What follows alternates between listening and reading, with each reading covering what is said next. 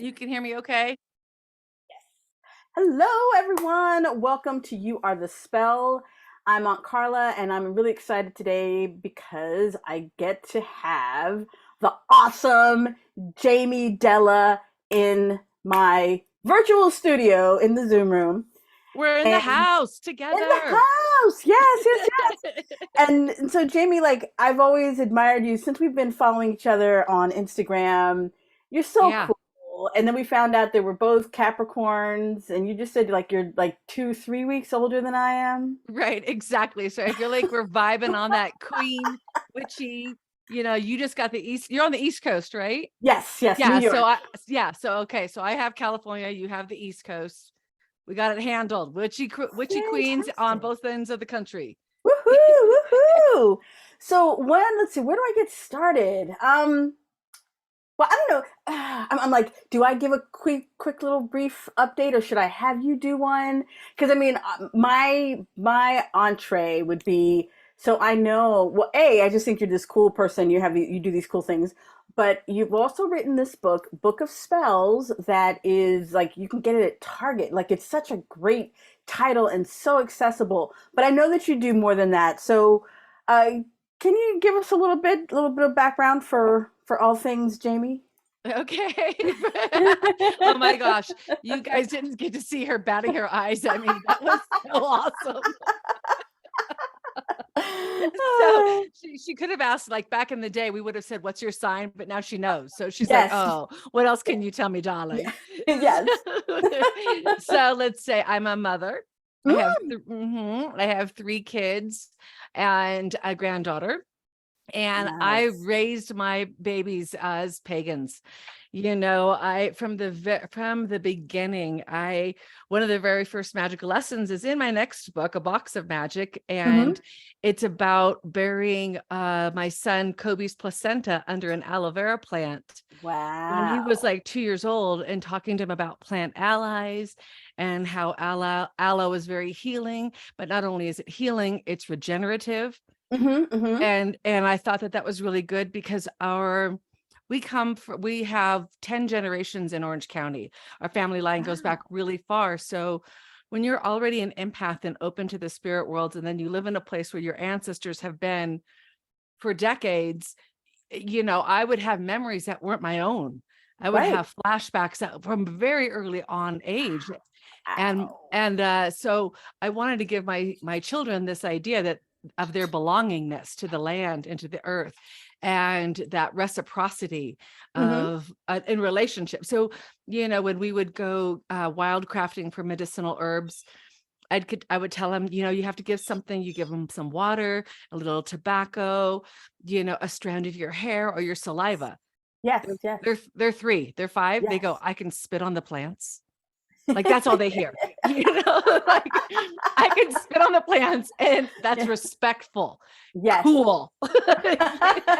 I'm spitting all over the place. Exactly. So everywhere I walked, it was blessed with baby toddler spit. I So, love it. I love but it. yeah, and then my grandmother, my mother's mother died the month before I was born. Mm. So it was a very intense time. We're a Mexican family, so that's a really big deal when a matriarch crosses over. And then I felt like I met that Nana in the portal between the worlds. Yeah. And I had my very first when I was like 27, and I was an angry little thing. Mm. And, and I wanted, going through your Saturn's return, knowing you're like, okay, I'm carrying my teenage shit into my 30s. That's dumb. So I started. Well, Well, if you think about it, if you see yeah, it. yeah, yeah. And I saw it. And so I did rebirthing, which is a practice of just meditative breathing and guided meditation to bring you back to an earlier memory where you needed some healing. And the Mm. first thing I saw was I was kind of coming out through prisms of light. Yes. And then on the right hand side was my grandmother. And I was so mad that she was on the other side, Mm. because in the womb, in utero, I had heard her talking to me. Yes, yes. And so excited to see me. And then she died. And my mother, being a Leo, tried to throw herself in the grave. You can imagine the grave, the novella of this, Yes, yes. That is a and novella. it's totally a novella. Scorpion season, throw yourself in the grave, so Yes. yeah, exactly. Exactly. You are missing all the dramatics, people. I swear, if this was a video. Oh, Okay. but you know what? If I can make this a video, could I use it? Oh Is it yeah. okay? Yeah, Okay. because Consider, we're because like gonna I'm be like, if I can work this out, I will definitely share it, because I think just our our backgrounds look great, and you look great, and I put on a little lipstick, so I think it'll be okay. So fingers crossed that they'll be able to see the right. dramatic. This 55 and alive, people. Yes, That's absolutely. This is what 55 looks like. Yes. Why do we both do that? Well, I do this with my chin usually, to hide the double chin. Yeah. All right. So, all right, moving on. So so my grandmother, when I saw her and I realized that she was gone, I pulled myself out of the meditation and I said, I have to go to the bathroom. And my healer says, "What are you so pissed off about?" And I went, "Why did she die? Why did she leave me with a 19-year-old mother who was scared that, there was this just diatribe of, because you're not allowed to be mad at your grandmothers in the Mexican culture. I mean, they can throw a chancla at you, but you're not allowed to do anything back. You just duck, You duck. Yeah. Yeah. And so, but there's that, you will always love your mother, and you can't, this whole vibration that I feel like I'm on this planet to heal, because I can see it, this ancestral matriarchal line that needs healing on this land where I grew up. And you begin to hear that calling and you don't know what it was. And then I was gifted with having another grandmother who was a psychic tarot reader. Wow. So she would say, "Well, honey, you are such a bright light. You are attracting all those spirits." Yes. And I didn't know we had moved literally to this place where an ancestor had built an adobe in 1806. And we had moved to, like, I don't know, less than a block or two blocks from this adobe site, and all these olives that the Spanish had planted. And my elementary school was named Olive, and all the land around there and the rivers and everything my ancestors had named, but then colonized the Native Americans. Right. And so I had this indigenous feeling, this earthy feeling that we have as witches, like where you just want to be barefoot. Yeah, And you hug the tree and you go, of course it hugged back, And so you just have this predilection to live so close to the earth with this kind of Spanish, they call it colonizing mind. I'm the first to be able to, I'm the first white passing. Everyone else looks Mexican. Wow. So I'm the first to be able to go places without having that instantaneous, do you belong here kind of thing that happens. And it's a really weird place to be. Like I used to say, I wish I could, look more Mexican. And my grandfather would be like, "No, you don't, honey. No, you don't." And so what does that make me but a bridge, right? The planta in between, bringing the magic into the mundane, making healing through generations. And I also just felt that if you could touch base with the spirit from the other side, life, death, then you could with the tree spirits and with the animals and the crystals and all the herbs, and recognize the sentience in them as well. And then when I discovered the sabbats, I think that was my first, maybe someone saw a wand and said, "I want to be a witch." Me, I wanted to go to those parties every 6 weeks. Wait, tell me this though. Before you discovered the sabbats, was there already some kind of like brujeria tradition in your family too? No. My mom went to, the only influence that you would have there would be my Nana Mame, who was my stepdad's mom. So no bloodline, but always around, always teaching me what soul family is, what's 1111, what are portals, that the room turns cold when the spirits are in there, that you get to tell them to get out because this is your human experience. Yes. You have autonomy on your life. you get to choose that if that tarot reading isn't the way you want it to be, that you can make new choices. Yes. That it's so a lot of spiritual practices that kind of lend themselves to witchcraft. And then you have the Catholicism of ritual. Yes. And then I was raised actually in Christian Science church. I went every Sunday from the time I was Ah. 4 to 19, and that Mhm. was mental magic. Yes. Yes. Yes. Mind over matter. You can heal anything. It doesn't have to be your body. It could be your anchor. It could be, you know, that nothing is impossible, that nothing is indelible or forever other than our souls, because our Mhm, mhm. spirits are having a temporary existence on Right. this planet, but our souls are everlasting. So that all came from a Christian, a very mystic Christian background. Yes, yes. Actually, I have a background in the Unity movement, which is New Yeah, Thought. So yeah. they're a little similar. And so I recently spoke with Estrella Taylor, who also had a Unity like upbringing. And Mhm. actually, I was raised, or I was raised in like Christian. I baptized in Episcopalian faith, Right. and I didn't do Unity or New Thought until a lot later. But that is mental magic, and it's Yeah. definitely the belief that I can create my own reality. And I feel like all of this is like New Thought, whether it's like the Unity movement or Christian Science or Science of Mind.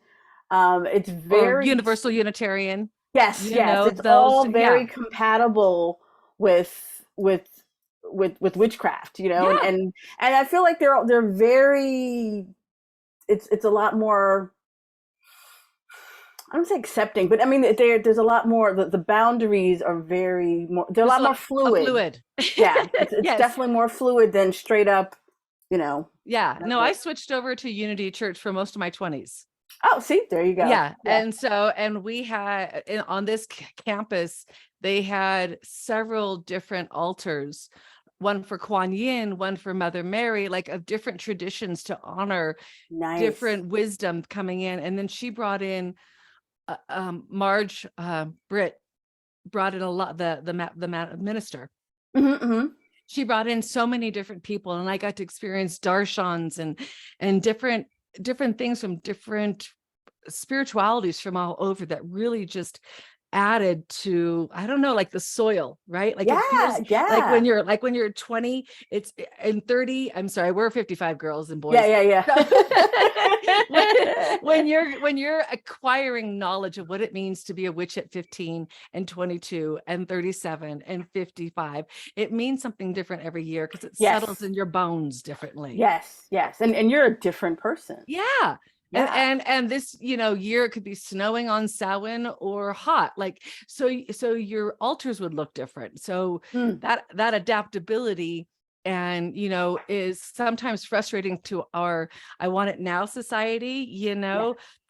because you can't download experience. Right. Right.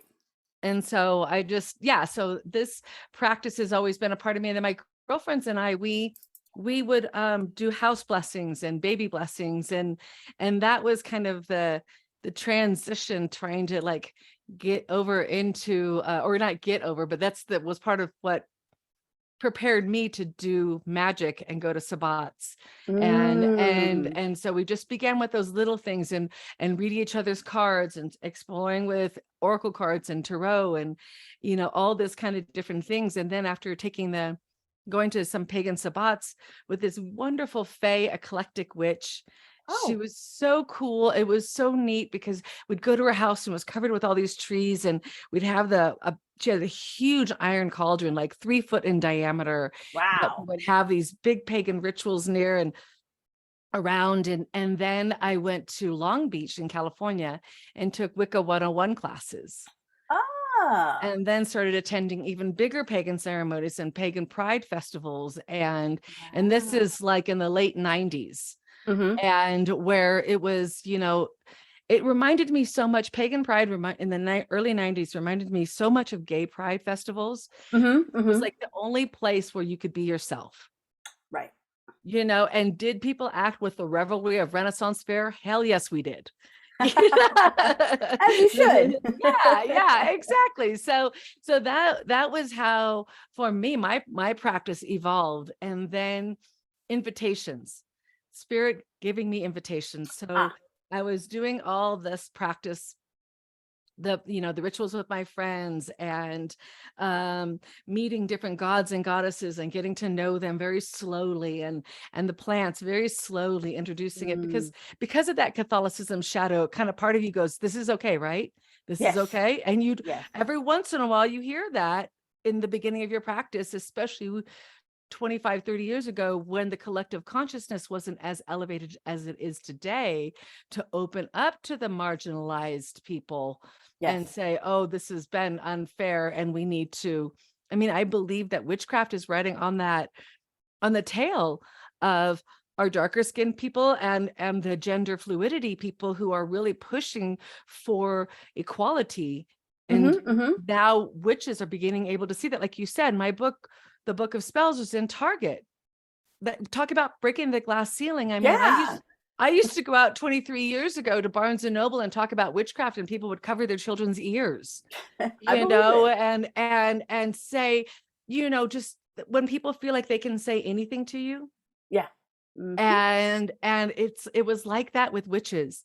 And Mm. I don't, especially as a public witch, standing there with your book, the Wicca cookbook. Yeah, yeah, yeah. It was, but that, so the invitation, I'm sorry, the invitation was that I started working for a literary agent as her assistant Mm-hmm. at, in the mid 90s. And then I had my baby, and I said to the universe, I did my spell, very simple, right? The ones that are just like so earnest, Yes. where I circled a tree with my baby in my arms, and gave it water and said, please bring me abundance, please bring me a job, please bring me something where I can stay home with my children and Mm. utilize my creative talents.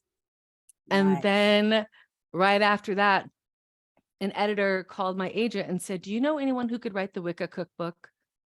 Oh, And my agent said, yes, I do. I actually, in I fact. actually do know somebody. And I was so scared, right? This was Wow. 1999. I thought, oh my gosh, like and I was ready to already leave my husband, and I had two small kids. And I thought, if I go into this witchcraft thing Mm-hmm.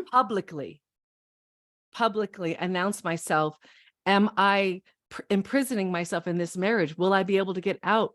Because at that Mm. time, there were people who could lose their children for belonging to Wicca or witchcraft. And it That's was even in wow. on a TV show at the time, where there was like a case. I think it was called Judging Amy. Any Mm-hmm. case, it was a TV show where someone was brought to trial that they couldn't be a fit mother because of being Wiccan. And so here, Wow. yeah, and Wow. so here I am. My babies are like, 2 and 4, and I'm teaching them how to plant their placenta under an aloe plant. And I'm like, is this really a good idea? Like, are you sure, goddess? This feels a little scary. Does anyone else smell my hair burning? I feel like my hair's burning. But I have a tendency to get louder when I get scared. I drive faster when I'm lost. I think it's being too close to the Sagittarius fire sign, maybe, but I carved a big crescent moon in my side gate. I told, and the teen, there was my kids' preschool was being vandalized by some of the teenagers. Oh, So I invited them over. I brought them chocolate chip cookies, and I invited them over to my house for an animal card reading. They're 15, oh, 16-year-old boys. yeah, These are the kind of kids that are literally rolling trash cans down the side of the house to crash on the driveway, yeah, yeah, and then they go out and destroy the local preschool. yeah. So I'm like, come on over. The witch wants to talk to you. I want to read your animal cards. What do you So got? And so of course they came over. And cookies. cookies, right? And I promise you, I did not put anything in them. I did not assume that you did. I didn't. No, but I mean, I stirred with intention of Of community. course, of course. I did do that. And then, yeah, they came over, and they turned around. They felt like someone saw them in the community as Mm, something other than what they were presenting.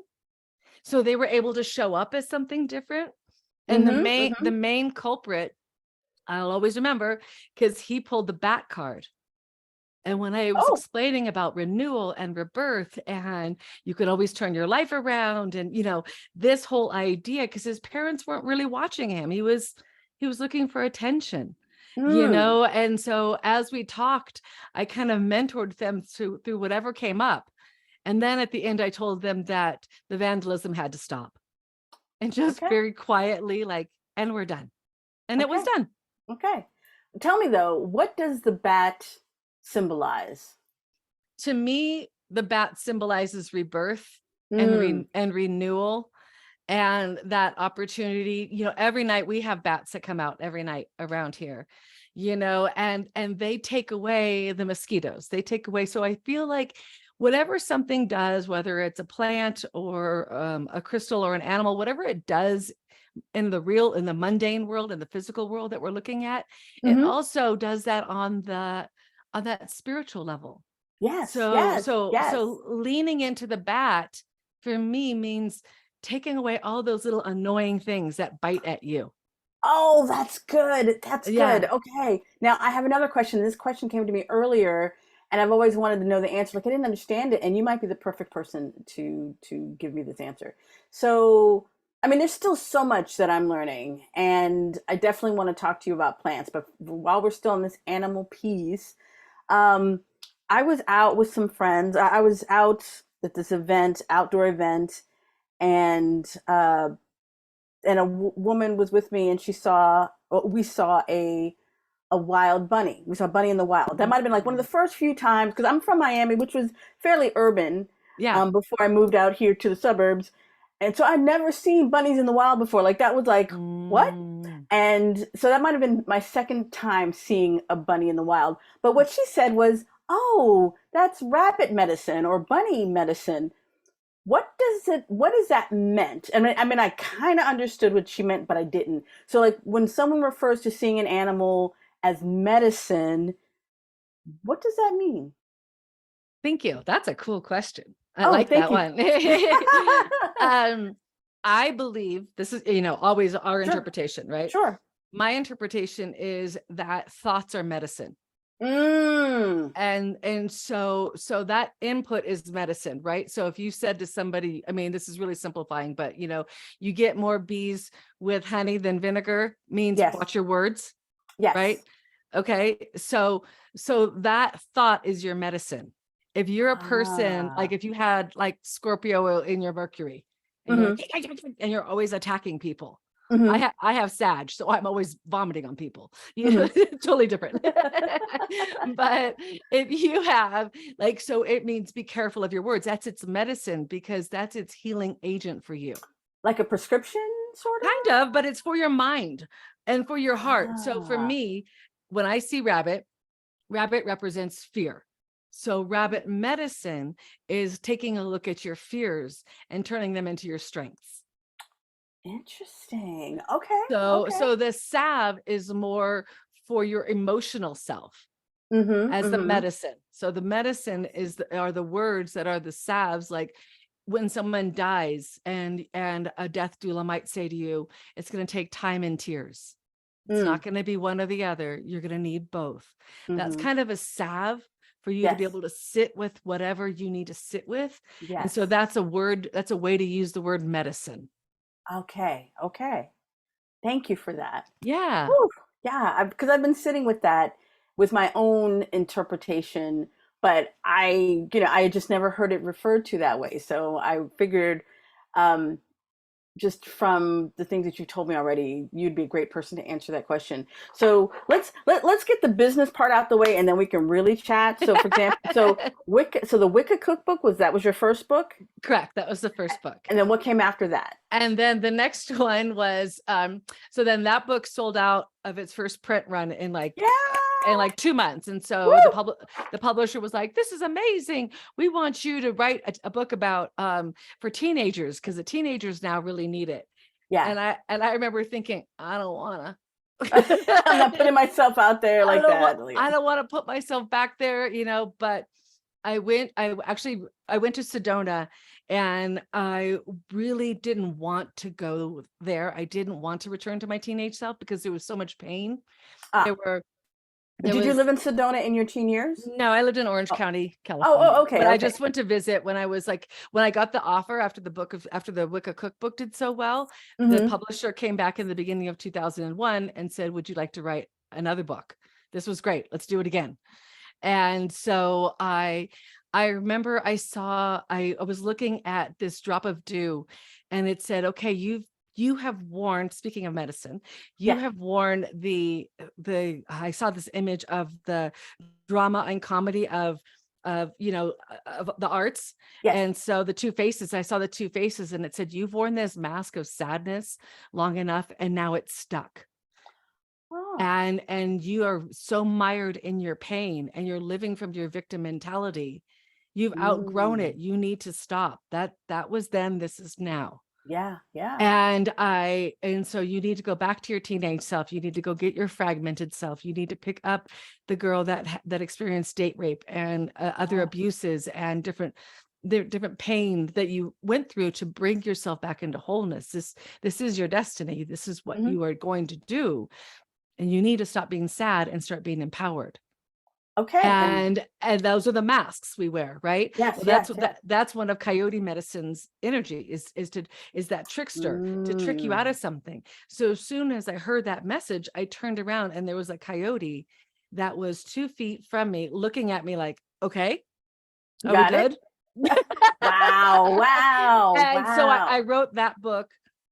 I wrote the Book of Spells. Then I wrote the Hispanic baby name book. So I kind of took some ventures into my Hispanic side every once in a while. So I Yeah. wrote, so that's the power of names, which as magicians and witches, we know about the power of naming something. And Yes. so it was really cool to do that for baby name book, for our names, for what they represent and mean.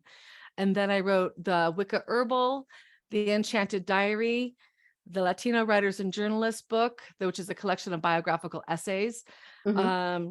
The Fairy's Guide to Green Magic in the Garden, Oh, wow. Rogelia's House of Magic, and I think, and then the Book of Spells, and now A Box of Magic. I think that's it. The Wicca Cookbook I revised, so I was able to, after 10 years, after it was out for 10 years, because it's still available, which is so cool, because it's really hard to stay relevant for 23 years. But you did have to update it though.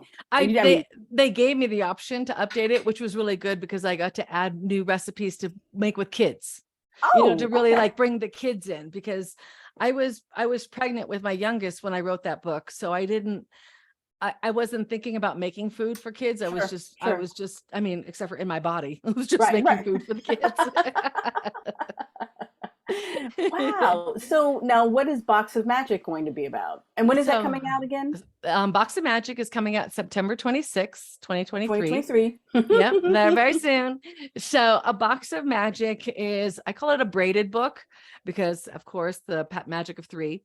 So it's narration based on the hero's journey, how to use magic as part of Joseph Campbell's hero's journey, which is a journey of Yes. personal discovery. Oh my goodness, I can't wait to read it. So we have that part, that's the narration. And then, because the way this book came to me was that in the beginning of the pandemic, my mentor's daughter reached out to me and asked me if I would like all of her mother's teaching curriculum and all of her education. Everybody was cleaning out their stuff, and she thought I might be able to do something with it. And what kind of teacher was she? Like English teacher? She was, oh, I'm sorry. I skipped a beat. I skipped a beat. All right. My Wiccan elder high priestess. Oh, wow. That's amazing inheritance right there. Yeah. So after going to the Pagan Sabbats and to Eye of the Cat, learning Wicca 101, then I sat for 3 years at my mentor's knee and asked her how to live the magic. So how to embrace it and apply it to everyday life, from getting your kids into the right kindergarten to finding the right home to, just living the Sabbats every single day, listening to the conversation and recognizing our divine essence is how we express our magic, not by repeating anybody else's version of it, but our own. Right. And so so I'm going to back up. So I was on a book tour for the Book of Spells, and Mm-hmm. I showed up. I went to a bookstore. I went to a reading, and the gentleman said, "Oh, there's somebody's here. Somebody's here to talk with you." Mm-hmm. And he starts describing my mentor. Oh, And he says she's got cat-like eyes, a pixie haircut. She's a bigger woman, maybe in her mid-50s. And I'm like, that's my mentor. yeah. Connie DeMasters, Wiccan Elder High Priestess of the Crimson Dragon, Druidic Craft of the Wise of America. I know that woman. He said, oh, she's giggling now. And she loves to giggle. She just had the kind of laugh. And so she told, her message was that she wanted me to go get a picture of her. Oh, And so I put a post on Facebook and I said, does anybody have a picture of Connie? She had been, gone for a while. I didn't have that picture. And so her daughter, Alexa, reached out and sent me a picture of her oh, and of wow. my witchy woman. Yeah. And so I put it in a frame, and she said, in the message, Connie said she wanted to go on book tour with me for my next book. And I was like, Okay. Okay. okay, you just follow along what spirit says. I got this. And so then a couple of months later, the pandemic hit, and Alexa was going through her stuff and found her mom's magical curricula and education, 1971 ESP Institute newsletter, the School of Wicca, correspondence classes, handwritten hand fasting rituals, plays, because there was a lot of plays in the 90s and the 2000s of Mhm. ways to enact kind of like a Shakespearean almost. It was very, there was a lot of pageantry to these Mhm. plays, to introduce the solstices and the two kings fighting for each other, fighting it Oh, out, wow. and this whole, yeah, you would have loved it. I would. I would. I'll have to send you one of them, because I wanted to put it in the box of magic, this particular play for summer solstice, but I was like, this is so esoteric. What the heck? Like, it was a little too, but maybe for the next one. Okay. So anyway, so I sat there with this huge box of 23 pounds. It arrived. It was, 2 feet by, it was huge. Wow. And with a note that just says, I hope you can do something with this stuff. And the entire family had received the blessings that I could have this just Wow. amazing bequeathed present. And it sat there for the longest time because I didn't know what to do with it. I was like, Sure. and yeah. And some of this stuff, I mean, there was like some really ancient stuff describing like not only the age of Aquarius and Pisces, but Capricorn and Sagittarius. I mean, going through the entire zodiac, just really amazing stuff that just, it felt like an accordion. It didn't feel like just Mm. a file of information. It just kept growing Kept and just. expand. Mm-hmm. Yeah. And then, so then I was getting more frustrated. And then Connie kind of came to me and said, tell them about us.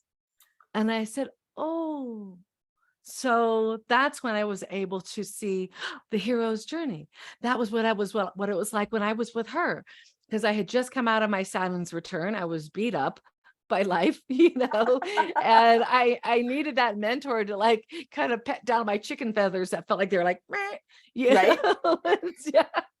And so she was that. And even in that moment, it was COVID, when everybody was in such fear. It was just a couple months in, and here was this bomb. Here was this answer to utilize magic and work with magic as a way through even a global pandemic, as a Mm-hmm. way to find your center and your peace again, and your faith, because sometimes we want that, this, like, I love Harry Potter. I'm sorry, I don't always love JK, but I love Harry Potter. Sure. And when Hagrid says the reason all the muggles don't know is they would use magic for all their needs. We don't teach everybody everything all the time, because there was a reason to keep it in tight. So that Mm. was just not to gatekeep, but just to slow the process down of assimilating the information. That makes perfect sense. And so, to get all this information, it doesn't make sense to try to tell people about the different ages and the epochs, because that's not as relatable as a hand fasting ritual, Right. Right. like that kind of a thing. And finding those things that would relate to the allies that we develop, and facing our abyss or our shadow side, and then Mm. coming back to serve our community with a chalice full of self-knowledge. I mean, Nice. that's the point of the book. And so it includes these times that I sat down with her and asked these very questions. How can I say I love the goddess and have mommy issues? Mm. Did I really see the god Pan, or did I make it up? And what's the difference? Mm. Just these questions that when, you want to be able to ask somebody who's walked in front of you. Yes. Yes.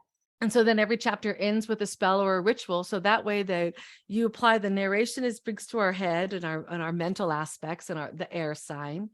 And then the relationship speaks to the emotional aspect and the fire and the passion as you see the sisterhood of develop between mentor and mentee. And then finally you have the spells and the rituals to embody it with that earth energy of actually working the magic of each of these steps along your own journey to your own actualization, whatever that looks like. Okay. So would you say the box of magic represents this box that you received from your Yes. mentor? Yeah. Box of Yeah. magic. Yes. Literally a It's box literally a of box of magic. magic. And so now Connie's spell literally worked out. So she's on tour with me. I love that. Here I am Wow. holding up her picture at a podcast, and she's like just giggling and smiling. I set up an entire altar whenever I come and speak, and I have a picture of myself when I was younger and I with my kids, and oh my God, I had the cutest little waist. How did I not know or appreciate that cute waist? Oh, love Goodness. it. But Such a cute picture. Well, when we're in the midst of it, we don't necessarily appreciate it always. No, Yeah. So Oh. this is like you said, it's literally a box of magic. And there's, I really believe so firmly in the kinesthetics and the learning by doing. Yes.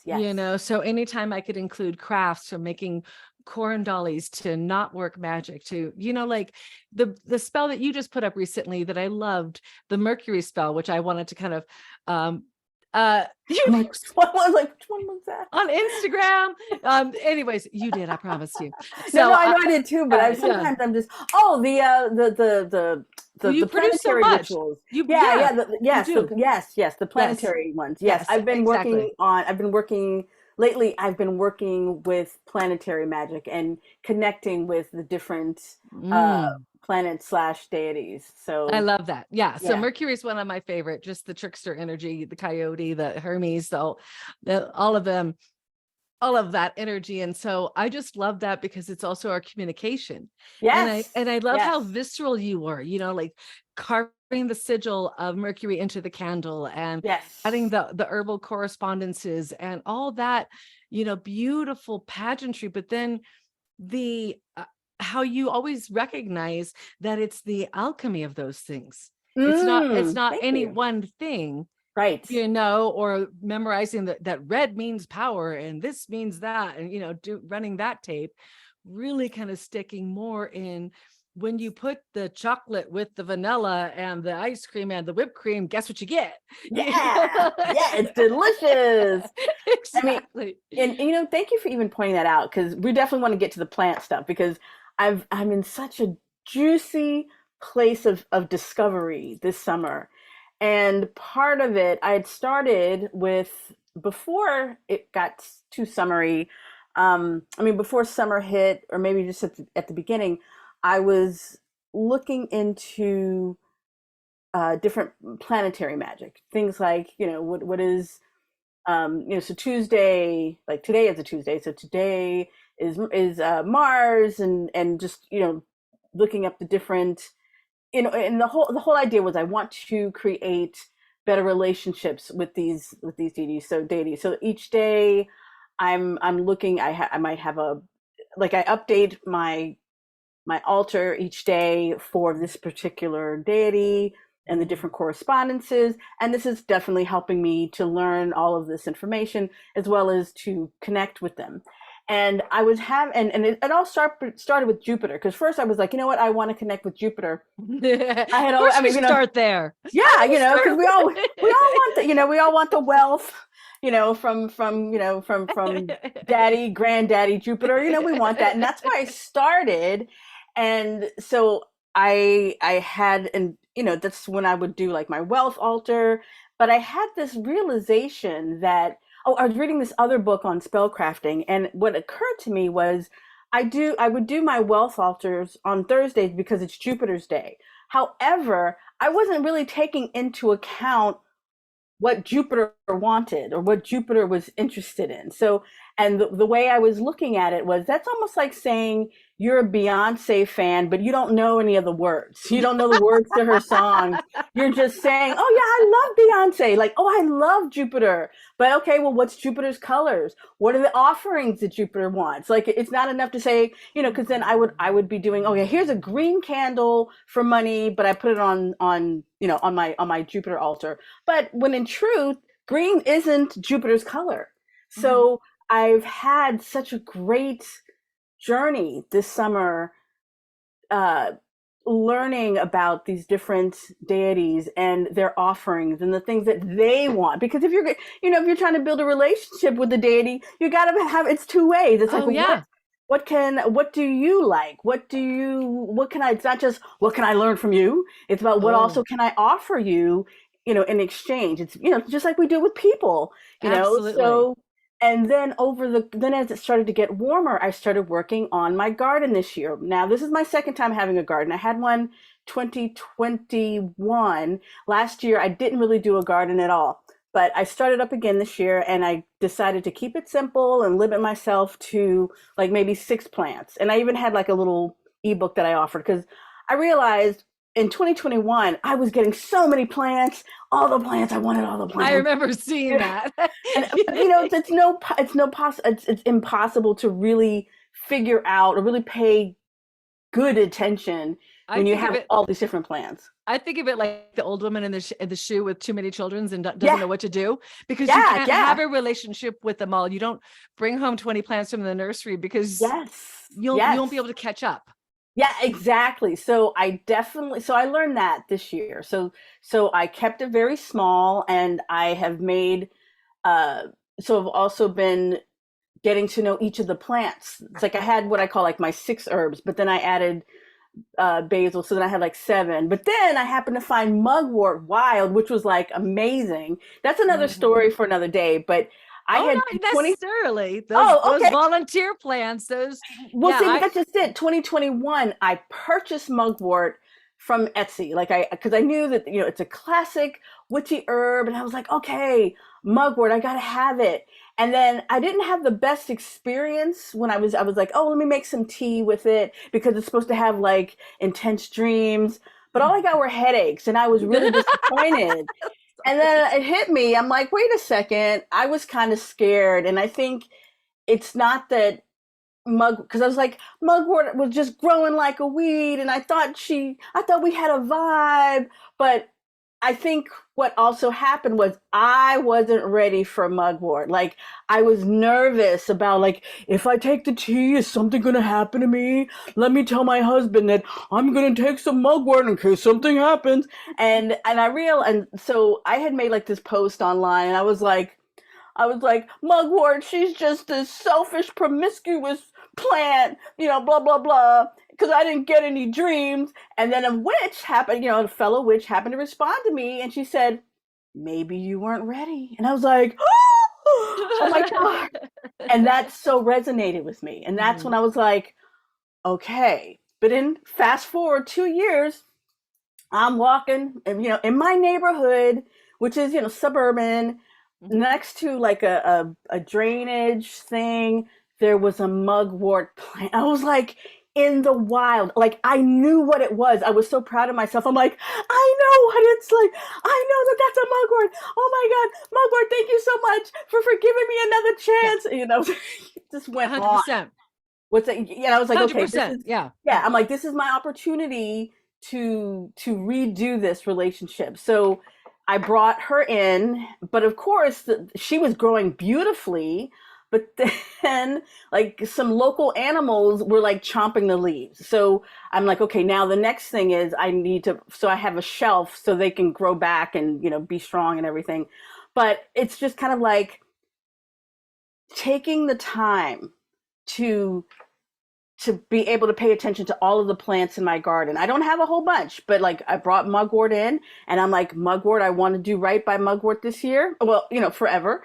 So it's just kind of like, okay, I have a shelf. Now she's out of harm's way. And I actually have like 3 plants now out of this one plant. And so I say all of that to say what? Just that just keeping my garden small, for one thing, has given me an opportunity to really connect with these plants. And I'm actually writing an article. Actually, I just submitted it for Witchology Mag. And you know how we talk about plant allies, like plants being allies? And so my thought was, what if I thought of myself as a human who is a plant ally? Like, what if how can I be an ally to the plant? So kind of turning that phrase on its head, and it's like, well, what does that mean? That means paying attention to your plants and what do they need, and all of the basic things like water, light, making sure that they're in the right place, but also being grateful and mindful of them, and giving them offerings, and finding out things like their gender, their element, their the gender, the elements that they represent, and the planet. So that has been fantastic. And then on top of that, I've been recognizing all of these wild plants growing in my yard. So I'm like, oh my God. Like just this morning, I discovered there's red clover. I saw white clover before, but then I found self-heal a couple of weeks ago, and there's goldenrod. And I'm like, so I'm not buying any new plants, and I'm not removing any other plants unless I'm and I started taking a few for my daily planetary altars. So like all of those things are coming together. So the plant knowledge and the planetary knowledge. So I say all of that to also just want to hear about your journey with plants, because I'm like, I could talk all about plants all day, and there's still so much I don't know, but I want to learn, and I'm so excited and passionate about plants and their magical and medicinal properties. I'm like, who knew? I did not see this coming. I love that post about your goldenrod. That was really sweet. Thank you. I love finding, we had just recently, some local gals and I started a new moon mamas group, and we are intentionally sharing our knowledge that we each have. Like, come to my backyard, here's lilac, here's some mullein, here's some yarrow, this is I'm showing it other people, and then someone else goes, oh, did you know if you rub the aspen on your it's a sunscreen, like rub the bark of an aspen tree, it's sunscreen. So just learning learning what each other knows and continuing on this path. So I think when we call, we're plant sisters, right? So we're always going to keep learning, and you can't download it fast enough. It's just going to be the process, because 1 minute you're going to need this plant, the next minute you're going to need that plant. And so I began with a formal education with the California School of Herbal Studies. Oh, nice. And so taking courses there in Northern California, so many witchy forest witches, herbalists. Oh my gosh. I bet. And there's a women's herbal symposium that I have attended for nearly 20 years now. It's been going on for quite a while. And you get to take courses from each other and how to utilize the different herbs, and then have those relationships with them. And it comes at so many different levels. When I was at this symposium, and I was at the very beginning of the divorce, I had moved out, and I had my 2 boys, and it was I felt like I was just kind of dog paddling. And I, walked up to the nursery and I said, what do I need? And she said, you need motherwort. Wort meaning herb. So if it's, bladderwort, motherwort, it's something for that either particular person, like the woman's needs, or it's for what the doctor of signatures, which says if a plant looks like a thing, that's what it's going to help. We have trembling aspen in our backyard, and that is used to heal palsy. So it's, that where you really just see the symbiotic relationship between what a plant looks like, how it responds in the world, and then what it does for you. They're similar. So in addition to knowing all its magical correspondences, just knowing its physical needs as well will tell you something about its personality and its spirit. How it grows will tell you that. Nettles is kind of, it's got the acid on it. So it's prickly, it hurts, but it's really good for you. It's very nourishing, and so in any case, going to those classes and talking about what I call ritual herbalism, which is very similar to green witchcraft. And, I just use that term because that's the question my boys asked me. Because a lot of my friends went on and became very learned. My cousin runs the largest regenerative mom and pop herb farm in the country. So I'm very much involved with these herbs, but for me, it's about magic. And yes, I utilize them for yes, I utilize them for healing too. I'm drinking peppermint tea because after this, I'm actually going to have a colon therapy because I'm working on my root chakra issues, because I want to be more grounded and be more trusting with this universe, because I'm at my second Saturn's return, which means it's a shit or get off the pot moment. Right. So this is magic at work, where you utilize all these different elements and the castor oil and everything that you can think of, you utilize. I mean, you don't overwhelm yourself. I like to just stick with usually 3 as an easy number for spells. But so then began my relationship with this idea of the plants' stories. So I felt like if plants have lore, then they have more than just, I don't know, it personified them more, and not in a anthropomorphic, people way. Yeah. That's the word. Not in that way, but as in their own entity, their own energy, and I've spent a lot of time when I was in Southern California with the indigenous tribes there. So and looking for that indigenous grandmother that ended up coming from Mexico, not California, but kept looking for her in kind of the wrong spot, but attended so many different rituals. And this idea of the plant medicine being that this is an ally that is calling out to you as much as we are calling out to them. So when we work with them, and I don't say use, sometimes people will say, exactly. I used basil in that pot, or, what no, you worked with. I wouldn't say I used Carla, know? Exactly. Yeah. And so for me, my first story was with mint, because mint has the story that her name was Mentha, and she was a river nymph in the world of Styx in Hades. And when Persephone went up to hang out with her mom for spring and summer, she had an affair with Hades. Oh. And she was the goddess. I don't know this story. Yes, and she was the goddess of the river, and I might say it wrong because it's ancient Greek, so it looks like Coccyx, something of that nature. But it's the river of lamenting and wailing.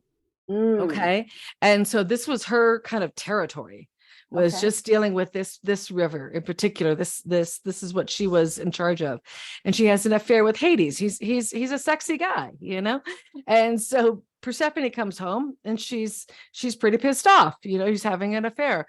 Yeah. And this is where the story, when I was researching it, maybe there's some things different now, but when I was researching it, it was changing from Hades to Pluto. And it felt like a story that had been cut and pasted back together so that we missed some elements. Yeah. Because you have Persephone coming home, getting pissed off, stomping on Mentha so that she becomes a lowly plant, mint. But right before the spell is complete, Hades or Pluto, however the story changes, added to the spell that whenever you brushed against her, you would smell her essence, and she would grow prolifically. Now, so there's that. But my catch is, she was once a goddess of wailing and lamenting and crying. And now she lives on the upper world, mint. And what does she do? She helps us process. And so therefore her story became that now she was, so was Persephone really that mad? I mean, in some ways, I feel like it was like an intentional rift in the sisterhood. Like maybe there are other ways to look at that, because what she became is, I would much rather be a plant that helps people process than to be that person that sits with someone wailing and crying all day long. Right. So knowing their story. So what happened was, I planted mint right before Pluto came and started squaring my sun, and a whole bunch of people started dying. All my fathers died. My stepfather, my biological father, my grandfather. I got divorced. It all happened within at 2010, right in that time period, within like 2 years of each other. I planted this mint, and by the time the last person had died, the mint had grown so big. It had just become so prolific, and it became my space where I could grieve and also find renewal. And also find regeneration and process through all that hard feeling by knowing Mentha's story is what helped me. So that helped me develop an even stronger relationship with her. So when you say that mint helps you process, do you mean like it as a healing agent? Physically and physically, that's what it does. It aids in digestion. That's what it physically does. It aids in digestion. So therefore, it also on the spiritual or etheric realms is going to help you process emotions, just like it helps your gut system process the food. So from that definition or the way that you are, your perspective of the story, she went from this place of the realm of crying and wailing to helping others process that wailing. So so like the wailing is just one, like if you're wallowing, for example, you're going through a hard time and you're just, oh my God, this is awful, you're just in place. But as Mint the plant, she now has the opportunity to help others move through that. Right, like a really good therapist. Yes, that is amazing. So there's evolution here. Right. I feel like there's evolution, but why couldn't a plant evolve, as we do, and aloe, I explained that one earlier, and that being with one of the plants that was buried with Christ. So, and I bring in the Christ consciousness as part of the collective of my witchcraft, and so utilizing all these herbs and knowing their stories and how they've traditionally been used, because we give words power. Songs, chants that have been repeated many times have power. Yes. Corn dollies have power, even if you just make your first one, because it's a tradition that's gone on for so long. Right. Magical traditions. Yes. And so I feel the herbs are the same. So as we develop their stories with them and co-create with them, that's the sacred magic, because to me it's not about the memorization of any correspondences, but that relationship. Yes. And something else that I learned recently, something that I was reading, back to the relationship. So one of the books that I was reading, it was saying, the writer Jason Miller, he was saying, when you have a relationship with, it could be a plant or it could be a deity, that is going to be much more important than what their book correspondence, their official correspondence is. And he was using the example of, say someone at work, say you need to move, and you need to move house, and you know this guy at work, you don't really know him that well, but he's like a really big dude, and you're like, if he was to help me, he would, he's huge and he can probably, lift heavy things and move things faster. But then I have another friend who's like my best friend, and I could ask them and they would say yes, no problem. But if you're going to ask that big guy at your job, you don't really know, you don't really have a relationship with, you can't really feel totally comfortable asking them, because it's a huge ask and you're not, whereas the person that you have the person that you have a connection with, a relationship, they'll be like, okay, sure, throw in a pizza and I'm there. So similarly, if you have a relationship with a particular plant or a deity, you can ask them, or you can ask them to help you with something that's not officially in their wheelhouse, simply because you already have a relationship with that. And I thought that's really interesting.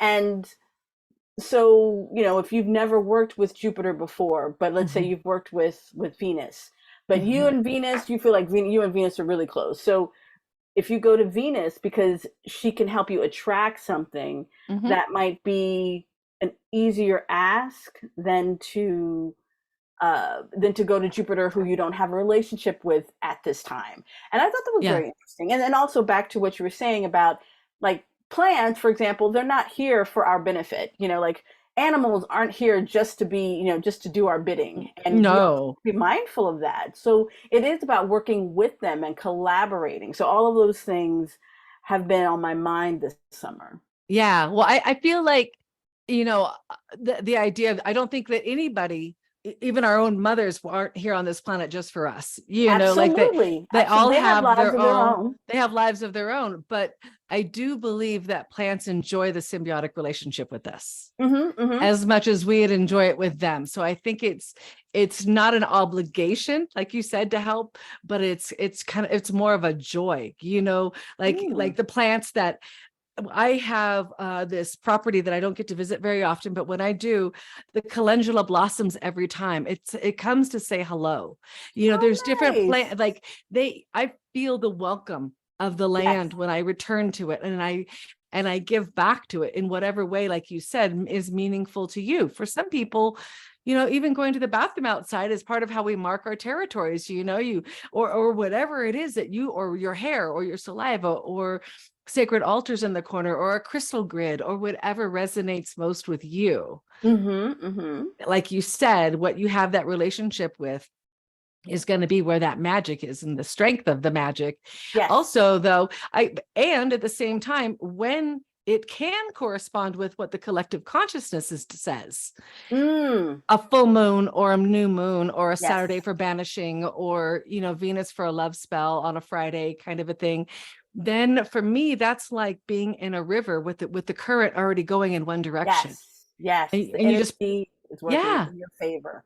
Yeah, the energy is working in your favor. And, when I first came out with the Wicca Cookbook, the energy was not working in my favor per se of the collective consciousness, but it's where my relationship was. It's what I needed to do. And that is when you make that discerning choice. Are you going with the flow of consciousness, of the collective consciousness, or do you need to be a vector right now? And come in sideways and present a new world thought. Define what you mean by vector for anyone who might be curious. Like okay. Okay, so if you imagine that a river is flowing in one direction, and then comes a side channel. And that side channel is either introducing new water or taking some water to a new place, or maybe a little bit of both. So it's adding a different kind of energy that comes in like an angle, like like whatever angle it could be. I always kind of imagine a 30-degree angle just because I like the isosceles triangle, and I like that deep dive of that, like coming in, because I feel like you have to have some strong energy to come in and challenge the status quo. You the head on isn't the way. And I'm sure some astrologer will be like, well, if you come at the reason you like 30 degrees is because it's a trine, and a trine is the best relationship to decide. Thank you. but so to me, that's a vector, and the vector, you could be a vector. Maybe if you're at your kid's school and you want to introduce, finger painting with food, and people say, well, how are we going to do that? You're like, well, then after this, it goes into the compost, and then goes from the compost into the garden. And then the children get to see this whole relationship with, you could be a vector that's bringing in kind of witchy thoughts into your public school system or into your work environment by saying, hey, what if we threw some cucumbers in that, water cooler, or whatever it is. And that's being a vector. You're introducing a new idea, but you're not coming at a full challenge. It's not like a bull, right, where you're just attacking it. You're really trying to make a complementary, like you're graphing it onto a tree. That might even be a better way of doing it, but it's not because you want to become one with that tree as much as you need to introduce something new. Yes. And by doing so, I wouldn't say you're changing the trajectory of that body of water that you're talking about. I think you are, though. You are? Okay, you're definitely influencing it. Okay. It's definitely, whether or not, it's enough. You know what I mean? Like if you added, a couple chamomile flowers, and it goes floating down, and you'll have a very diluted chamomile tea at the end, Right, but if you add a lot and I feel like knowing where to go in, especially like this leads me to the idea of talking about witchcraft or mm, talking about the craft with people who aren't maybe on board, that utilizing words that the mainstream knows doesn't mm. doesn't hurt.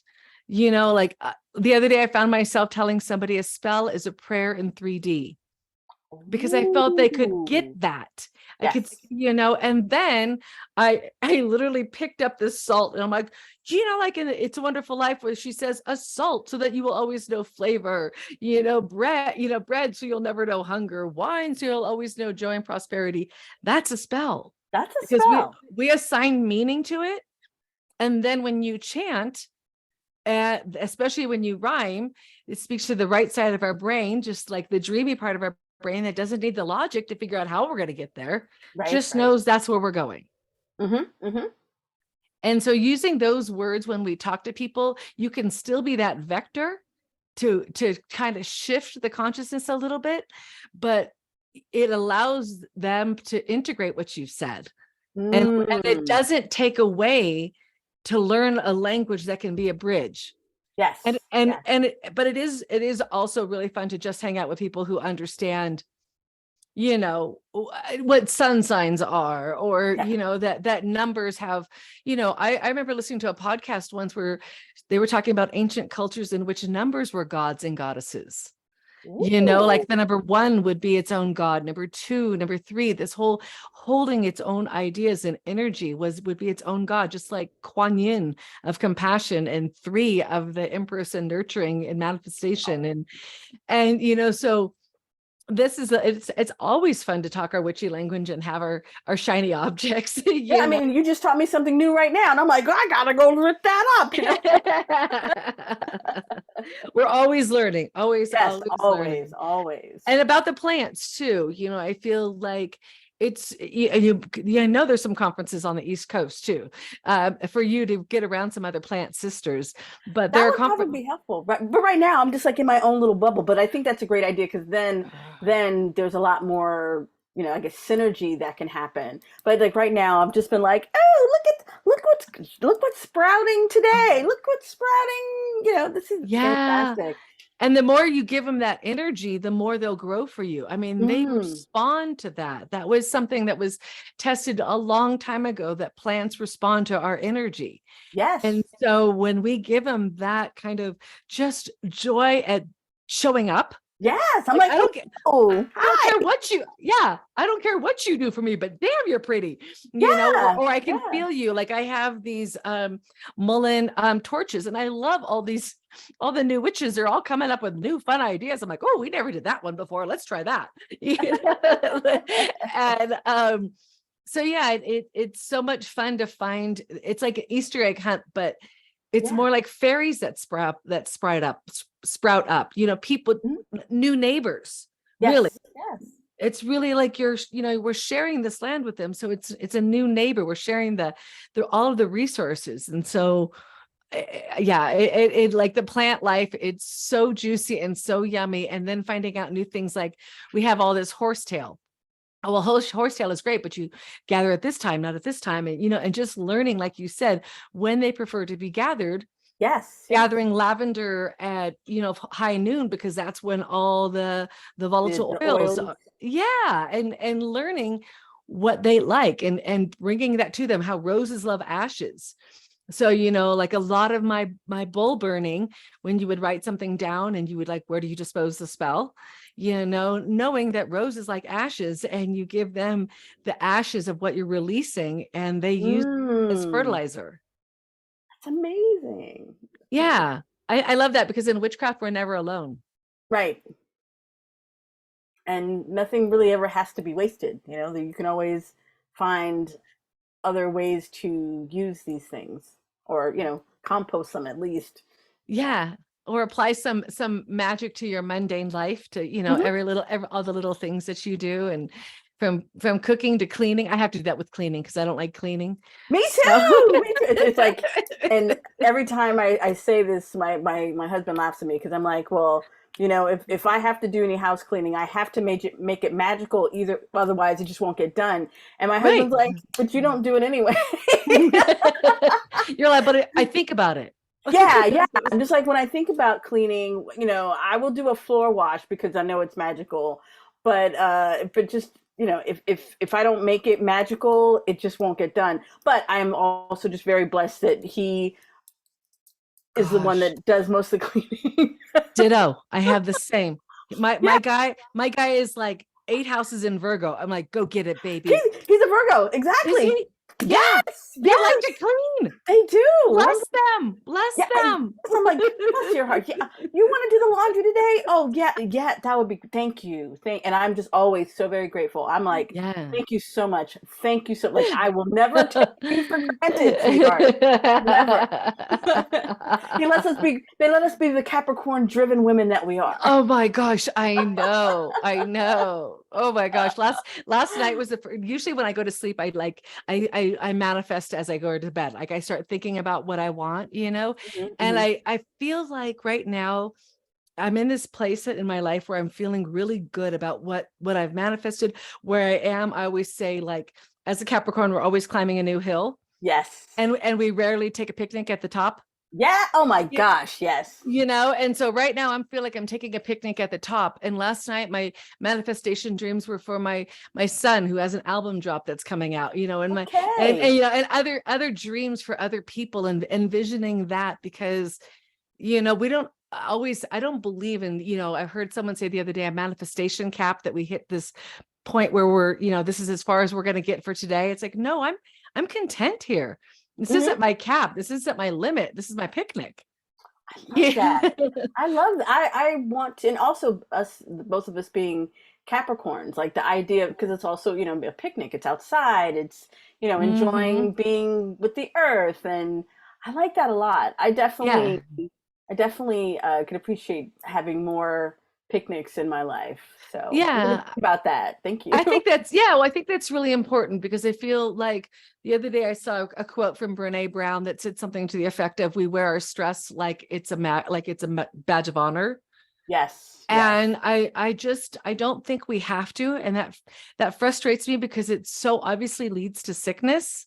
yes, It's yes. such a quick correlation, that allowing those moments of like, wow, I've manifested a job, I've manifested like an easy life where I don't have to work that hard, I've manifested whatever it is, to really take a moment and just kind of hug yourself and have that picnic on the, wherever it is that you have the view of the thing that you wanted to create, that it is created. I see that with people today that want to cast a new spell every day. It's like, where's the moment of reflection and Yes, appreciation? yes, absolutely.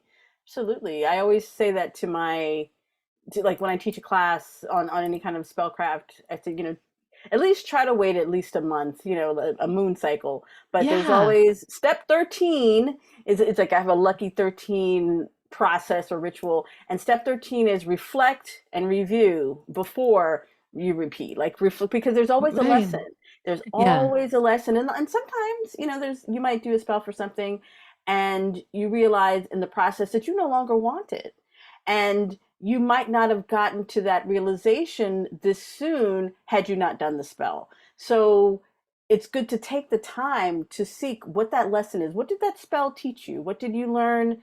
It could be something Absolutely. about the herbs itself, your connection with the herb, your connection with the deity, but it could also be, how do you feel about this particular spell, this particular ritual?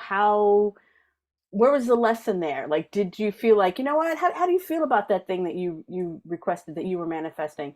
Do you still want it? Or do you feel like, maybe what if you changed your mind? So give Yeah. yourself that time in between to change your mind, or just look around and say, oh, okay. Because then you might decide, what, I was going for this thing for this new job, but you know what, my kids really need me right now. I Yeah. think that promotion can wait, because my son needs my time right now, and I need to honor that. And Yeah. sometimes if we're like racing to do that next spell, that next thing, we can miss all those important details as well. Yeah, that for me, my interpretation of how I've written it out is, are you willing to accept the consequences? Yes, yes, So absolutely. like you said, if I went through this spell because I said so, Right, right. then my kid I could miss the soccer games, I could miss the Yes, plays, I could miss all these things, and those are the consequences. And do you yes, want to accept them? yes, yes. And that, yeah, because for me, I had something similar to that happening. I had a spell that I wanted a New York publisher to ask me to write a book. My Ah. publisher had been a West Coast publisher. I wanted a New York publisher.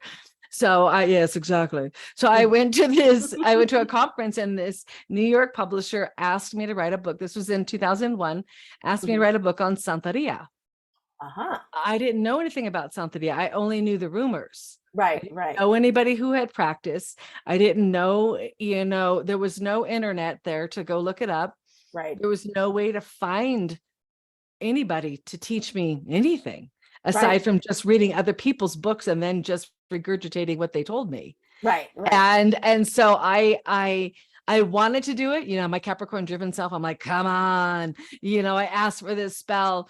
And I had Louisa Tesch's book, Jambalaya, Yes, and I was yes, doing one of the floor cleaning spells.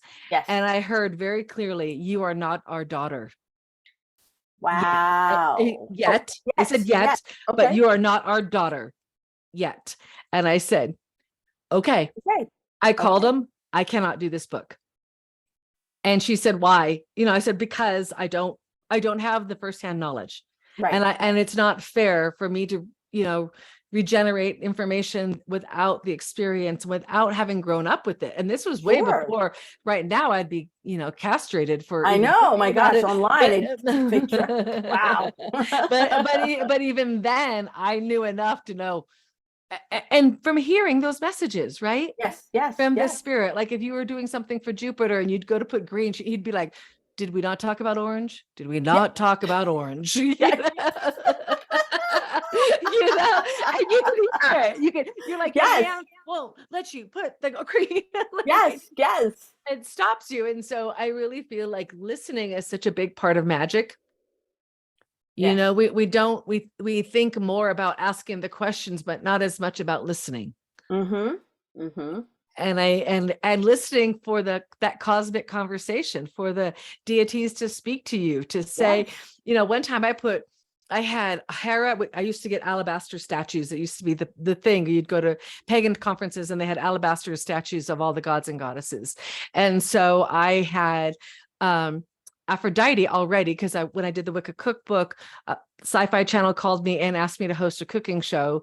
So we Oh. shot a pilot, like 2 weeks before 9/11. Not good Oh. timing. Not good No. timing. To come out as a witch with an aphrodisiac recipe. Whoops, Yeah. you didn't want that one. But oh my gosh, now I just lost my train of thought. Alabaster. Alabaster. So I brought home, so I had the Aphrodite, and then my friend brought me home Hera Mm-hmm. from Greece. So I was Nice. so excited. Well, the boys were playing soccer in the house and knocked Hera down Oh. and beheaded her. And I'm like, Oh. this is the mother goddess. Like, was that wise? And my boys are looking at me like 5 and 7-year-olds, like, huh? Right. What do they know? Yeah. And my friend's like, well, if you think about it, I mean, Aphrodite was in the house, and then Hera, and then she was telling me this story about Aphrodite and Hera and their Mm. fights amongst each other and the Oh. jealousies. And I thought, oh my, this is, I don't know. That It's makes there. really good sense. I mean, think about it. Think about how much, like, Hera was so long suffering, so many things Yeah. she had to put up with. So it makes perfect sense that Aphrodite, being her sexy, attractive, alluring self, would piss Hera off because Yeah. Well, it's the other way around. She knocked Hera off the ground. Well, but the thing Yeah. is, they're coming from, but still, Yeah. well, but they're Totally. clearly arguing, Yeah. and Oh and yeah. yeah, because Hera, but I think when I think of Hera, I think of all the long suffering that she had to put up with, Mm-hmm. and yeah, I'm sure that she would not Yeah, so she didn't win that fight clearly. No, But but I glued her back together. Are you kidding? It oh. was Hera. I needed her. I'm So all, what'd you come end up on, doing baby. so what'd you end up doing? So I gave Aphrodite some apples, and then we had a talk with her. Okay. Okay. And I said, I appreciate you because I need your allure, because that's part of who I am, that, kind of sexy goat. I'm like, that's who I Yeah. am. I want to be that Yeah. woman. I need you forever in my life, and I need her. Yes. I need Hera. I need the mother energy to carry my children through childhood. So you're gonna have to get along. It's kind of Okay. like, we're done. Okay. See, relationships between each other. Yeah, That's but I think it was amazing. recognizing what each gives. You know what I mean? Mm. And Yes. not saying one is better than the other. And there's so many different things. Like back in the day too, they would talk a lot. I don't know if they say this anymore, that you can't work with different pantheons. Like you can't mix pantheons. Like you can't have Aphrodite and Dionysus, Aphrodite and Bacchus. It has to be Dionysus. You Right. can't have Right. Right. Venus, like, and all this kind of a stuff. And I feel like, I think that those rules can block you if you let them, but they don't have to. I agree. I totally agree. And I think also because of the internet, we're exposed to so many different pantheons. We're exposed Right. to different ideas. So you might mix and match. And whereas, I mean, I think a lot of I'm sure there's always going to be people that say, "Oh, you can't do that." Right. But I think the thing about the internet is that we're now exposed to so much, and we can choose how we want. And then, like you did with Aphrodite and Hera, you can decide, okay, this is what these are what these deities mean to myself. This is what they mean to each other. What do I need to do to bring harmony back into this altar or this sacred space, and work that, because it's like we're talking about, like gatekeeping. There's a lot of gatekeeping that goes on online, but I also feel that Pandora's box is now open. Yeah. And now, with the exception of something yeah, you can now find all kinds of stuff about, Santeria. It's not going to be the same as getting initiated with someone having Absolutely. having a godmother or godfather, padrino, Mm-hmm. padrina in the Mm-hmm. tradition, and attending. It's not going to be that first person experience. And Right. so, I tell everyone when they ask about, closed, quote unquote, closed traditions, I'm like, learn what you can, but if you know that it's closed, understand, like, take the time to put the time in to understand why it's closed, and but go to see if there's someone who will teach you, because it all depends on who you ask. Like, for example, Mm-hmm. like, hoodoo is a big thing, for example, and there's definitely lots of gatekeepers. I say that, like, hoodoo was my gateway. Like, that was what I was, quote unquote, like, what I grew up with. But I'm into so many other things now. I don't even call my practice hoodoo. I can't. I'm Mm-hmm. doing like art magic. I'm doing playing with crayons. Mm-hmm. That's not hoodoo. and Mm-hmm. and I'm Mm-hmm. sure anyone who was like a pure traditionalist would, I see. I don't think they're talking to me specifically, but I hear like some hoodoo people say, well, this isn't arts and crafts. And I'm like, Um, my shit is definitely arts and crafts, but it's also very mm-hmm. powerful. So I don't really care about any of those things. But it's like, if there's I've heard some hoodoo teachers that will say, you have to be in the tradition, or you have to have this kind of heritage, or blah blah blah. But then I've met with other teachers who'll say, it is not my place to keep you out. It's not my place to give you permission or to not. Like, you need to respect where it comes from. But Mm-hmm. if you were not born in this tradition, if you're attracted to it, then it's not my place to keep you out of it. And as long as you find a teacher who will actually initiate you, then it's out of anyone else's hands. And Right. then just don't tell everybody on the internet, because you don't need everyone's permission. So it's like, Yeah. if you wanted to work with Oshun, and you're not, from a African traditional religion, a lot of people are going to have a lot of things to say about that. However, or voodoo, we'll say, let's say you wanted to study voodoo. Hmm. However, if you were to go to New Orleans, in Louisiana, there are groups where you will see non-black people in it, and it's just the understanding that this person is coming to the tradition with respect, and the whoever the person is in charge of, whoever the teacher is, they're coming from the place of, well, if Oshun is calling you, or this path is calling you, it's because you're called. Therefore, if you're willing to do the work and do the sacrifice and the obedience, then I will train you. I will initiate you. But if this is just something really fun, oh, this looks so cute, it'll look great on the Instagram. No, but there are people who will initiate you even if you're not. And if that's the case, that's a beautiful thing, and you can follow that desire. But just don't put it on the internet. No. And I feel like you wait for that invitation. I'm very drawn to Oshun and Yemoja, and I, very respectfully know their correspondences. I have a very quiet practice with them. Yes. It's my own story. I bring, exactly. You want watermelon and Chardonnay, you want honey, you got it, Exactly. and being very still with it until the next invitation. Yes. And I exactly. feel like that's part of my practice, is like, even with my Aphrodite, like now she's in my shower. So she's looking down at me as I shower. And Hera is with the other two statues. My boys went to a Waldorf school, and in 5th grade, they do a pentathlon, and they dedicate their games to a Greek god or goddess. Wow. Yeah. And so one had her. It was really fun. One had Hermes and the other Apollo. So I have the two statues of Apollo and Hermes. And then for my daughter, I have Athena, and then I have Hera, and she's very happy. She has her children. She's good to go. And Aphrodite's in the bathroom with me, good to go. Everybody, you put them in their realms where they're like you spoke earlier, where you're happier. Like my Oshun altar is a standing mirror with yellow scarves draped around her. Yeah. Because it's that idea of seeing the beauty in my own reflection.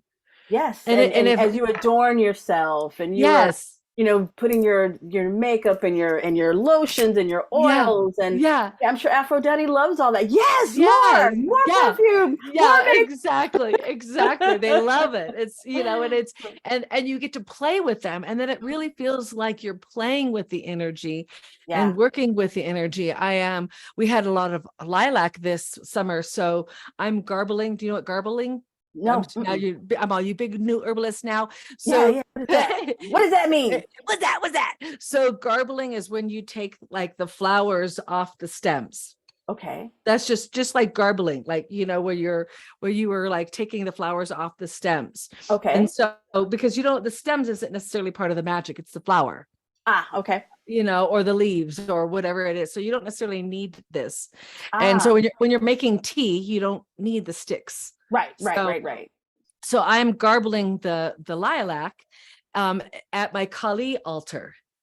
Kali, yes. With that energy of, okay, here we are today, we're recording on the Lion's Gate, and here is this potential of, really, to me, it's very simple. It's just raising your thought vibration all day long, just lifting it up all day long. Like, you get mad, you have a thought, okay, what if that person was just like tired today and that's why they said that thing, and just keep lifting up and cutting away of that, any kind of I know betterness.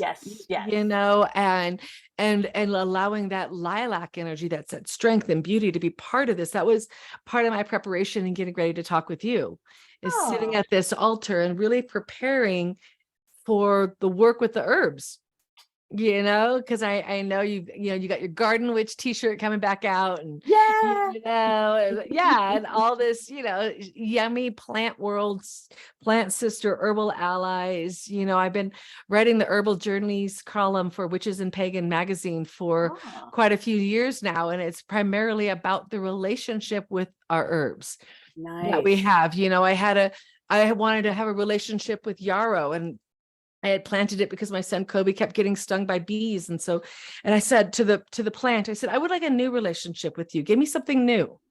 So I go to the Women's Herbal Symposium, and this woman, I'm standing there, and I just got a massage, and I was actually quite naked. And all of a sudden, this bee, I felt this energy. I was watching somebody. I said, but what about witches being marginalized? And I felt this bee turn around and head towards me and sting me in the left labia. Oh, oh, Uh-huh. Uh-huh. oh, Uh-huh. And so I went and I sat down, and the gals helped me out with the tweezers, and I was getting this white out happening because it was just oh, all that energy coming in. oh my And then gosh. I said, you know what I really want is yarrow. And the one Mm. girl goes, oh, I brought yarrow today. I pulled the yarrow tarot card. Yarrow is the name of my dog. Yarrow is Oh, a painting right here. Yarrow gave me so many stories. I wow. mean, I didn't necessarily want to get stung there. There. Yeah. Yeah, but it gave me a great story that when you ask a plant, and sometimes you do have to be careful, like, okay, I want to work with you, but please don't sting me. But Yeah. but yarrow is that wound healer, and specifically pulls the poison out of bee stings. So it Wow. gave me a whole other story. So every time we lean in, the plants are going to lean back. They want that reciprocity. They want to be utilized and worked with in ways that accentuate all of our magic, because as we raise our vibration, we're going to protect this earth more so than the people who are destroying it. So working with people like you and I is Yeah. so advantageous. And our listeners here, Mm-hmm. Mm-hmm. the plants want to work with you. They want to raise the vibration of the human consciousness to Mm. protect our home. That makes perfect sense. But Right? I have another question though. Yes. So, what is the message from that bee stinging you in the labia? Like, because you were asking a question and then it bit you. I mean, then it Yeah. stung you. So, Right. what was that part of the story, you think? That part of the story was I was working with root chakra stuff, which is I that's one of my, there's some chakras that we might return to over and over again. And Hmm. the first one is one I like to return to. And Hmm. so had in my healing, I had been getting healing about letting go of some ancestral trauma. Mm. And so having that bee medicine, which is community, bee medicine represents community, bee energy represents community, because bees work in community. They Right. survive through their community. So a lot to remind myself I'm just one member because of a community. Because as Capricorns, we'll take it all on. Like I'm a double Capricorn, firstborn, like I got this, I can carry all of this. So for Hmm. me, if I'm going to work on ancestral trauma, I need to remember that I don't have to do it alone, that Okay. I Okay. can ask for the help of my ancestors, that I can ask for a break every once in a while, that I can ask for a boon, give me something to like reach to the next level, or allow me to let go of it, whatever the process is. So for me, that's what the message was, is looking at all those correspondences, and that the yarrow is available as soon as you ask for it. It's not a fluke. Okay. And then I'm still not done with this question. But then like the labia, is that because it was because that's part of the root, Left I is mean the the feminine. The left. left side and is feminine. So left Mm-hmm. is feminine. The labia would also be near my root chakra. Chakra. But So like it's couldn't it go somewhere else? Did it have to go there? Like my why? my cousin goes, she just thought you were a flower. Oh, oh, oh, okay. Okay. See, now that answer resonates with me. That answer totally resonates. Georgia Okay. O'Keeffe. Okay. Yep. And so just a flower. But for me, it was like that matriarchal line. The bees are feminine. We have the queens there. You and I talk about stepping into our queen self, Mm-hmm. Mm-hmm. like leaving the mother of taking care of everybody else, not quite the Yes. crone where we're kind of more sedate, but in this really vibrant queen space. Yes. Yes. So I feel like all of those were messages that were Mm. important to me, that I had asked for. Well, that is like the best reflection, just like, okay, that made sense. Because I was just like, if I didn't ask you, I was going to be thinking about it all night. Like, what was the What could that message? mean? And you can take it to different levels. I mean, labia represents our feminine energy. So what about our feminine energy and sharing collective beauty? Or you can keep evolving with it. Like now you've asked this question. I'm going to think more about it. Oh my goodness. So I suppose I should wrap up only because, this is going to be such an awesome, amazing episode. And for anyone listening, I feel like we've taken them on quite a ride. Yes, we have. Yeah. So I'll wrap up before we start opening on new topics. But now that you and I have opened, doors to conversation, we can continue this on Instagram and the DMs and the email. Yeah, all these other things. Yes, as we do. So let the listeners know, where can we find more about you? How can we just dive into all that is you? All that is me. Yes. So jamiedella.com. So that's where I am. Jamie Della Writes on Instagram and Facebook and TikTok. I have a newsletter that I send out twice a month on the new and the full moon. It's free. And I like to include rituals that let people know really how to live the magic. That's really the most important thing to me, just kind of like your altars for the days of the week with the corresponding deities and all their yummy things. There's even a grain for each day. So doesn't surprise me. Yeah, that was part of the Waldorf teaching. The kids would have the grain specific to each day as well. Wow. So it was there's a lot of things. I mean, that's why, Monday's a sleepy day and Tuesday's Mars Day's our day today. So it's this day of like getting out and getting a lot of things done. Yes. But even that's why I wanted to say no, I'm sorry. I was like, what time is it? I was thinking, oh my God, gotta get things done. No, you're fine. Keep going. It's Tuesday. It's at Mars Energy. Tuesday. I'm sorry. I was like, oh my God, getting things done. No. Sorry. So that's me. And, you can even contact me on my website and ask me any questions that you have about the book. I also have a spellcasting 101 class that I put together that's pre-recorded, so that if you wanted to download that's available. And that's kind of just based on how I created the spells for the Book of Spells and the Teen Spell book and the Wicca Cookbook and all that. Just my formula. We all have a formula, but I'm sure it's something similar in some ways, but that's me. So thank you so much for having me. I really appreciate it. Oh, well, thank you. Thank you for wanting to be on, because, I'm just branching out into having guests. And when you said that you wanted to, come on, I was like, oh, really? Oh, what do I do now? But I'm so grateful, because you have so much great information and wisdom and knowledge to share. And this was just a fun opportunity to get to hang out. So thank you for I wanted to so long, because I find our magic so similar. And the way that we approach it. I mean, of course, there's our differences, but just there's something just so familiar about you. So I just absolutely. All right. Well, thank you. Well, thank you so much. I'm gonna stop recording, and then we can keep chatting. Okay. Anyway, everyone, thank you so much for tuning in to today's episode of You Are the Spell, and I hope you got a lot out of it. So grateful for Jamie Della for sitting with us, and with me especially, because she's awesome. So see you next time. Bye, y'all. Bye.